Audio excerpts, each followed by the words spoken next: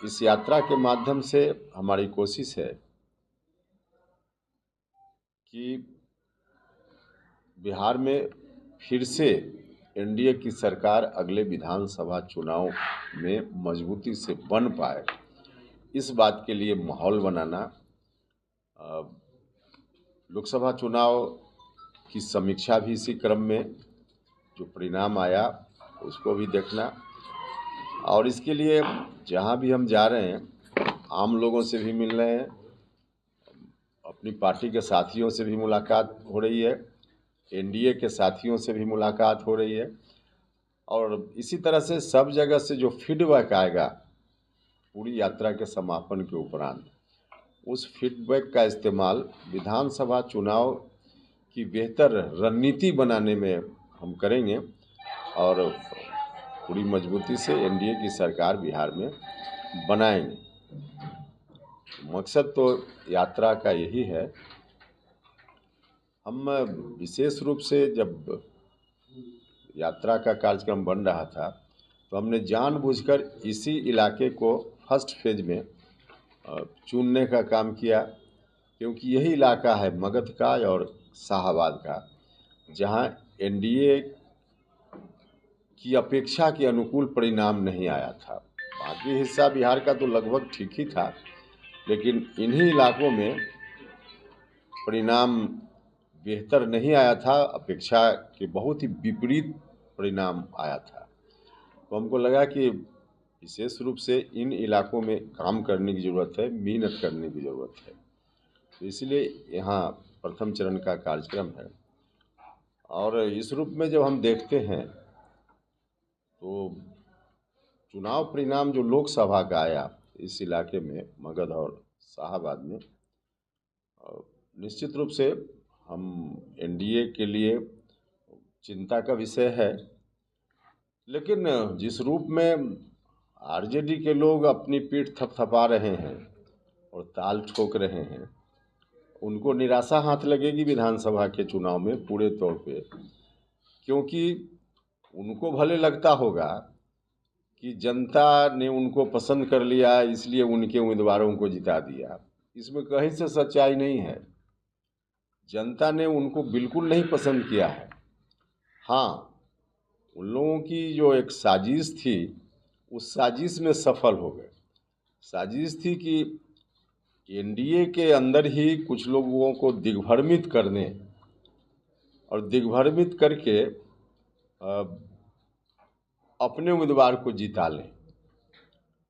तो स्थिति उन्होंने इस तरह की बनाने की कोशिश की और इस कोशिश में सफल हो गए। और कुल मिला कर उनका तो प्रयास था कि उपेंद्र कुशवाहा को बिहार की राजनीति से समाप्त कर दें। मकसद उनका यह था, एक लोकसभा चुनाव में क्या होगा नहीं होगा किसी क्षेत्र विशेष में, आरजेडी वालों का यह मकसद नहीं था। उनका मकसद था उपेंद्र कुशवाहा को बिहार की राजनीति से समाप्त कर देने का। लेकिन उनको मालूम नहीं है उपेंद्र कुशवाहा की जड़, हमारी पार्टी की जड़ इतना नीचे तक है कि उनकी साजिश से उपेंद्र कुशवाहा समाप्त होने वाला नहीं है। प्रयास से तात्कालिक रूप से जरूर उन्होंने प्रयास किया, जिसका परिणाम भी थोड़ा निकला, लेकिन बहुत कुछ नहीं हो पाया। जो कुछ भी हुआ उससे शाहाबाद और मगध का भारी नुकसान हुआ है। उपेंद्र कुशवाहा तो मेंबर पार्लियामेंट बनने के लिए उम्मीदवार हुआ, तो मेंबर पार्लियामेंट तो हम फिर भी बन ही गए। हमको सांसद बनने से कहाँ रोक पाए आरजेडी के लोग, हम तो बन ही गए। लेकिन इसका नुकसान जो अगल बगल सब जगह हो गया, तो शाहाबाद और मगध का भारी नुकसान हो गया। वरना आज की तारीख में आरजेडी की साजिश में हमारे लोग जो आ गए, ये नहीं आए होते तो भारत सरकार में ज़बरदस्त मंत्री परिषद में शाहाबाद की उपस्थिति होती, जो सब लोगों को मालूम है। एक नहीं, एक से ज़्यादा लोग वहाँ भारत सरकार की मंत्री परिषद में आज होते। तो एमपी बनने से तो हमको नहीं रोक पाए, लेकिन शाहाबाद और मगध का कितना बड़ा नुकसान कर दिया इन लोगों ने। मंत्री परिषद में इतनी बड़ी उपस्थिति, 4 शाहाबाद में सीट है, इसमें 2 उपस्थिति अनिवार्य रूप से होनी थी भारत सरकार की मंत्री परिषद में।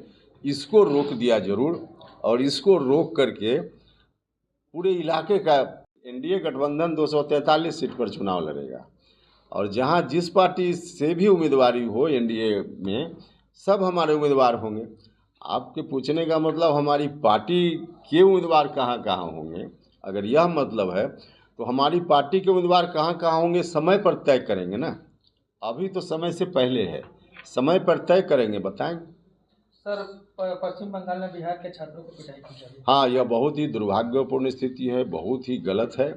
हमने कल भी सोशल मीडिया के माध्यम से कहा है वहाँ की मुख्यमंत्री ममता बनर्जी जी से कि इस तरह की कार्रवाई को नहीं बर्दाश्त किया जा सकता है किसी भी स्थिति में। अब बिहार के लोग बंगाल जाएंगे, बंगाल के लोग बिहार आएंगे, तो यह कहीं से इस तरह की घटना को स्वीकृति नहीं दी जा सकती है।